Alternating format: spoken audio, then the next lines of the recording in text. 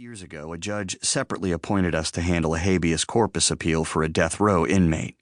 We won, and ever since, we've shared an office suite, assisted on each other's cases, and divided our meager profits 50-50.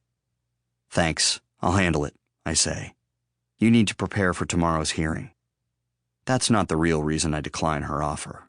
My wife, Janet, doesn't want outsiders involved in our personal business. She considers Deborah an outsider, though heaven knows I don't. I grab my briefcase and laptop from my office and hurry to my car. In the concrete plaza that separates the parking garage from our building, the homeless are gathering to crash, as they do every night. When Deborah and I opened up our law practice, we made sure to lease office space in a poor section of town. When you represent the downtrodden, you have to come to them. They're too intimidated and resentful to come to a lavish chrome and glass high-rise in the Golden Triangle. As I race to my car, the homeless man known as Downtown Dennis shouts, "Attorney Hovanes!" Imposing at 6'8", he played college ball. Might have even made the NBA if he hadn't flunked out sophomore year of college for various infractions caused by his incipient schizophrenia. "It's Mike and Byron time," he says. It's a ritual that we've shared ever since I represented him pro bono on a trumped-up assault charge. We replay in pantomime Michael Jordan's game-winning shot over Utah's Byron Russell in the 6th game of the 1998 NBA Finals. It started when he found out that I played in high school. Dennis always gets to play Jordan. "Dennis, I can't." I've never refused him before, and despite the silliness of our trivial game, his eyes fill with a combination of confusion and disappointment. I respond to the disappointment part, because I rely on the trust of people like him.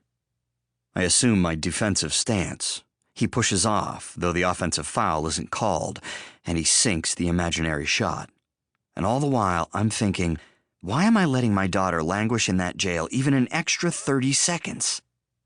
Yet, I simply can't let these people down, can't let Dennis down. I'll just have to drive faster. We slap hands and I sprint to my car, then drive to the jail through a fog of disbelief, fear, and anger. I've had practice doing this, unfortunately. 3 times over the past 19 months, I've posted bail for my 17-year-old Daniel. Trespassing on school property, shoplifting, vandalism, petty crimes, but escalating. Somehow, the rides to the station to pick up my son seemed easier than this drive. Maybe it's because he's had behavioral problems since preschool, so the outcome seemed inevitable. Haley has never been in trouble. Not like this. I don't call Janet. She'll learn about this soon enough. By the time I reach the station, I'm primed for battle. The cops won't get away with this. My next lawsuit against the department will be filed on behalf of Haley Nicole Hovanes. Walking through the entrance, I'm assaulted by bleak fluorescent lighting, a fusty odor of unbathed derelicts and underfunded budgets, and voices of the cynical and the desperate. This is no place for my daughter. I approach the watch commander, a brawny, clean-cut man in his 30s, and identify myself as Haley's father and lawyer. "I'm here to arrange for her immediate release," I say. "You're Hovanes," he says, his tone accusatory. "The police don't like lawyers who sue them. Worse, I was once a prosecutor, so they consider me a turncoat. I'm glad my reputation precedes me, officer. I'm sure it'll make things go a lot faster."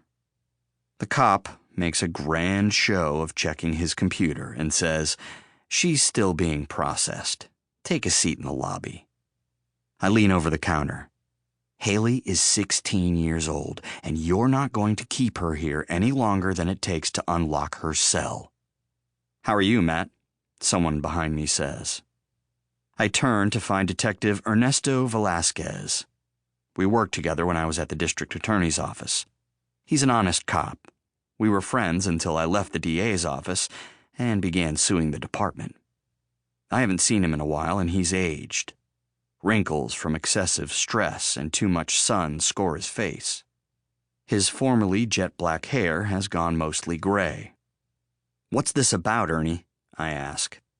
He leads me to an interior conference room and asks me to sit down. I don't want